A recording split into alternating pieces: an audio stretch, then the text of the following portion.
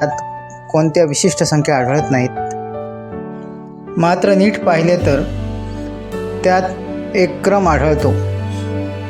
4ची चौपट 16, 6ची चौपट 24, मात्र 9ची चौपट 36 नाही. तर ही उजवीकडून पाहू. 16ला 4ने भागले तर 4 येतात, त्याला 6ने गुणल्यावर 24 येतात. 24ला 4ने भागल्यावर 6 येतात, परंतु त्याला 6ने गुणल्यावर 36 यायला हवे, परंतु तिथे 15 आहेत. म्हणजे 15 हीच निश्चितपणे चुकीची संख्या आहे.